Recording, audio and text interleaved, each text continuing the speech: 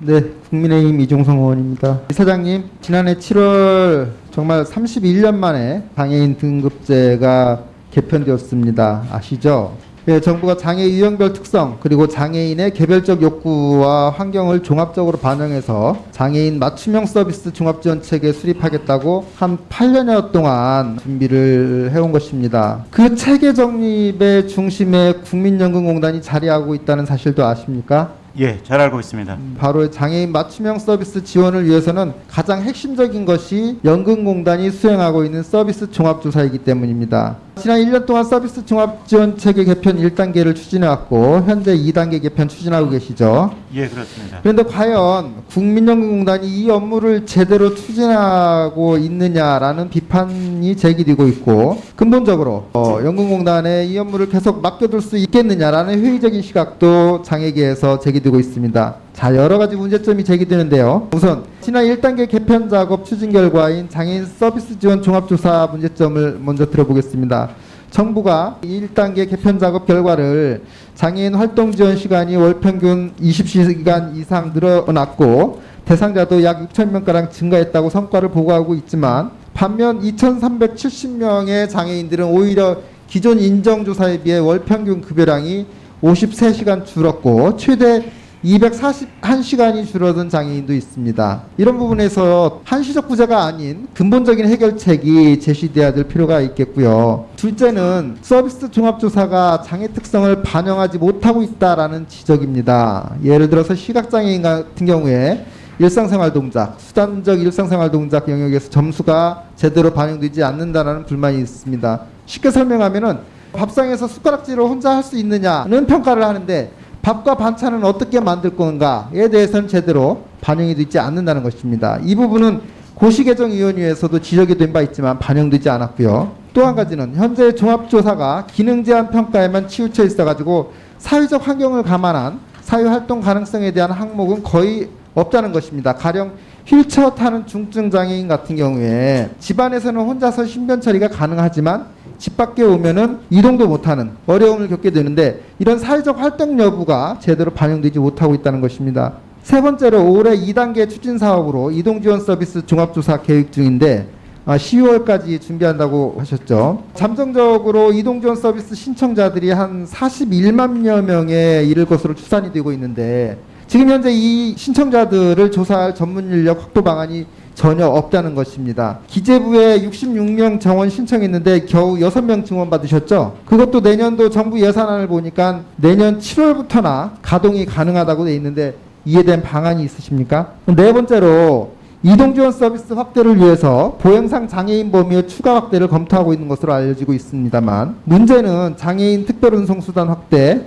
장애인 주차구역의 효율적 운영 방안 같은 실질적인 문제에 대해서는 국토교통부 등과 부처 간 업무 떠넘기기로 전혀 진전이 되지 않고 있고요. 예를 들자면 현재 장애인 주차구역에 주차할 수 있는 장애인 자동차 표지가 51만 4천 개가 발급돼 있는데 보행상 장애 범위가 확대되면 더 늘어나겠죠. 문제는 장애인 본인이 탑승하지 않고 사용하는 경우가 너무 많아서 지금 비장애인들의 불만이 굉장히 높고, 장애인들 간에도 정작 이용해야 될 장애인들이 사용하지 못하고 불편을 겪는 경우가 많다는 것입니다. 주차구역 숫자를 늘리는 것도 필요하겠지만 이런 구조적인 문제를 우선적으로 해결하지 않고서는 사회적인 동의를 얻기도 어려울 것으로 예상이 됩니다. 다섯 번째로 현재 연금공단이 장애 판정 심사 업무를 맡고 있죠. 지난 국감에서 최영 의원이 지적한 바 있는 CRPS 이외에도 뚜렛 증후군 같은 정말 장애인복지법상의 신체적 정신적 장애로 일상생활에 상당한 제약을 받고 있음에도 불구하고 장애인으로 인정받지 못하는 분들이 많다는 것입니다. 저도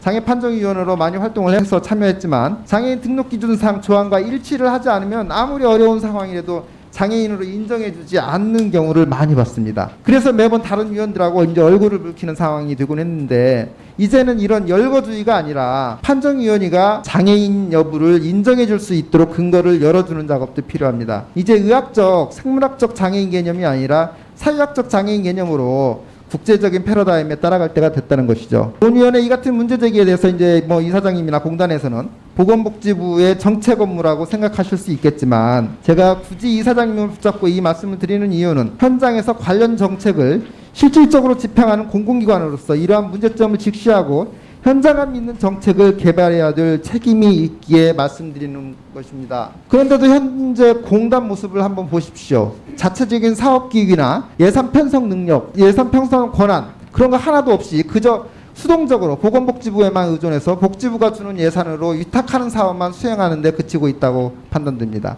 전문성도 장애 감수성도 기대하기 힘든 상황이고 공단 조직 내부에서도 장애인 지원실이 일은 힘들고 인정은 제대로 받지 못하는 기피 부서가 되어 있어요. 서두에 말씀드린 바와 같이 등급제 폐지와 함께 장애인 복지에서 공단의 역할이 너무나도 중요해졌는데 이제는 공단이 장애인 복지 전문기관으로서의 위상을 가져야 한다고 생각합니다. 등급제 폐지의 성패가 공단에 달려있고 이를 위해서 연금공단과 이사장님께서 적극적인 마인드를 가지고 장애인 지원실에 대한 지원 방안을 모색하고 직원들의 전문성과 처우 개선을 포함해서 적극적인 정책 개발, 능동적인 사업 추진을 하셔야 될 것이라고 생각하는데요. 본 의원 생각에는 정말 이러한 의지가 없다면 차라리 이제라도 국민연금공단이 장애인 업무를 포기하고 연금관리라는 본연의 역할에만 충실하시라고 권고드리고 싶습니다. 장애인 지원실을 장애인 복지 전문기관으로 분리하거나 아웃소싱하는 게 맞지 않겠습니까?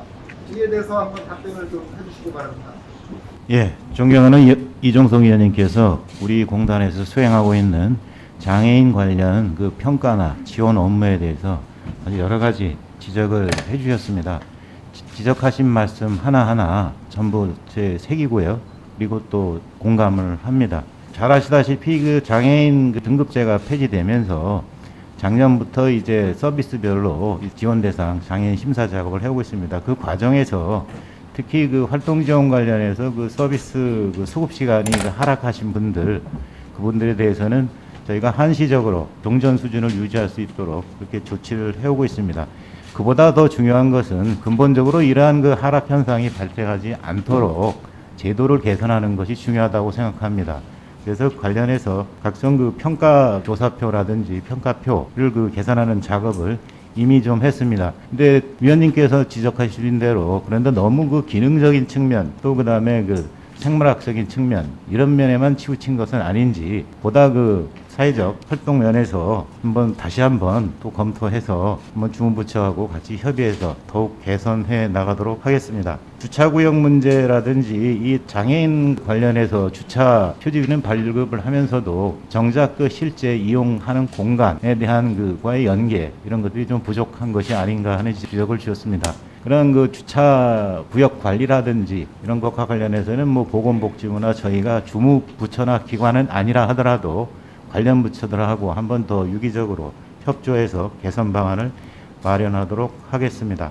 그 또래증후군과 같은 장애인 그 등록 업무와 관련해서 여러 가지 또 민원이 있는 것을 잘 알고 있습니다. 개선해 나가도록 하겠습니다. 무엇보다도 위원님께서 아주 따끔하게 지적을 주신 게 국민연금공단이 장애인 관련 지원이나 평가, 판정 업무를 하면서 위탁 업무, 그래서 그 주어진 일을 그냥 단순 수행하는데 만족하고 있는 것이 아니냐 이런 말씀을 주셨습니다. 그동안 저희가 이러한 그 장애인 지원 평가 업무를 담당하면서 이제는 어느 정도 경험도 쌓이고 현장에 돌아가는 사정도 이제는 잘 아마 경험도 축적이 돼 있으리라고 생각합니다. 현장에서 느꼈던 문제점들이 제도 개선으로 이어지고 정책에 반영될 수 있도록 더욱 적극적으로 노력하겠습니다.